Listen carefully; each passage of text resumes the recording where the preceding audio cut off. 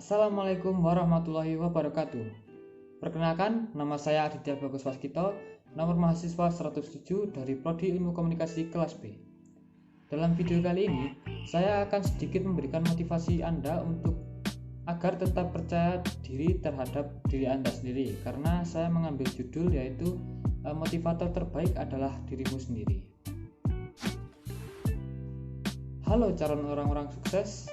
Motivasi merupakan sebuah dorongan atau perubahan energi dalam diri seseorang yang ditandai dengan timbulnya perasaan dan reaksi untuk mencapai suatu tujuan.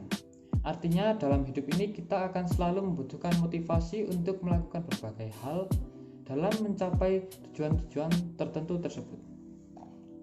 Motivasi terbagi menjadi bermacam bentuknya.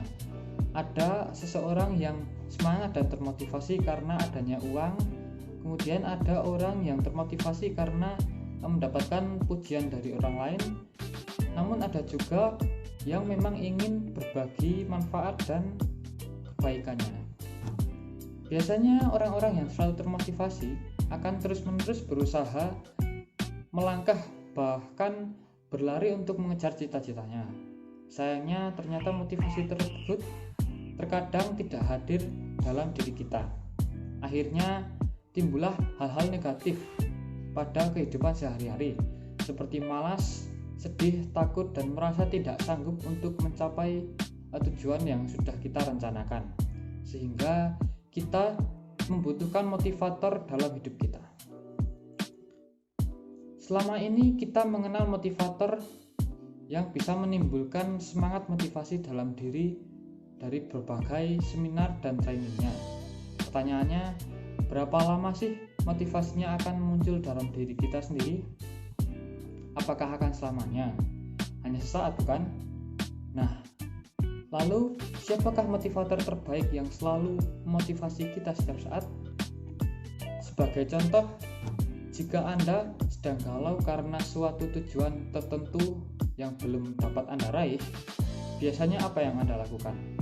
Tanpa sadar, biasanya kita akan mencari motivasi dari berbagai motivator. Di sekeliling kita ada yang curhat dengan temannya dan berharap mendapatkan solusi. Ketika kita bertemu dengan teman kita, lalu kita menceritakan perasaan yang sedang kita alami, maka teman kita akan tiba-tiba menjadi orang yang bijaksana. Sudahlah, jangan putus asa, kamu harus bangkit. Kemudian tiba-tiba timbul motivasi dan semangat untuk bangkit dari keterpurukan setelah mendengar kata-kata tersebut.